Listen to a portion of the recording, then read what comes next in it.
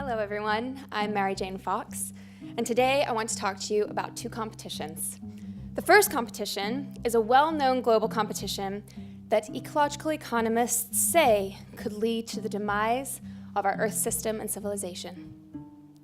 The second competition, the alternative competition, could lead to a race towards a more sustainable world. In the first competition in the US, DC wins first place, Mississippi gets last place, and Vermont 33rd. In the second competition, first place goes to Alaska, last place goes to Wyoming, and Vermont is in 22nd place. You may have guessed, if you know any of this literature, that this is GDP, or gross state product in this case. And the second competition is GPI, the genuine progress indicator. Critics of GDP, the first competition, note that there is no subtraction button in this economic measurement. All consumption is seen as good, even if it is happening to defend against something bad.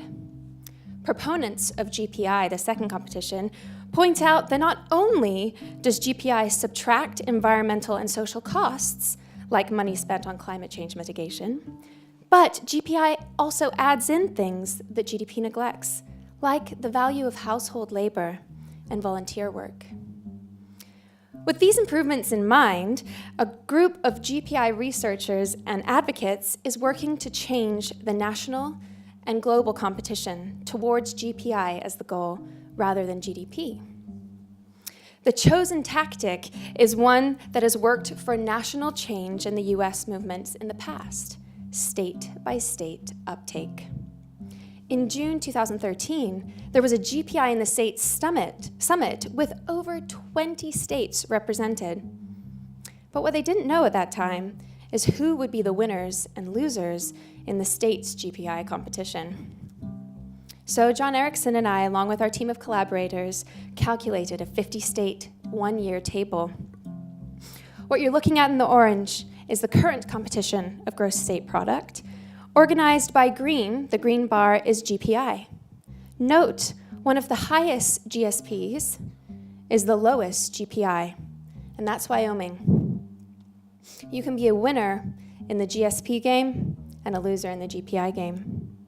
If you're like me and my collaborators, you're looking at this outcome and searching for patterns or other potential correlations. Before we built this table, I was particularly concerned about how we could convince red states to take up GPI. Notice, the lowest 5 states all voted Republican in the last presidential election, and the highest 5, barring Alaska, are all voted Democrat. This led to the question, what values are embedded in this alternative indicator? And how might that affect the important uptake? Perhaps unfortunately, for those of us who want a 50-state uptake, the picture of winners and losers is pretty clear. It's even more clear when you graph the average GPI of the red states versus the average GPI of blue states. This spells a political challenge for uptake.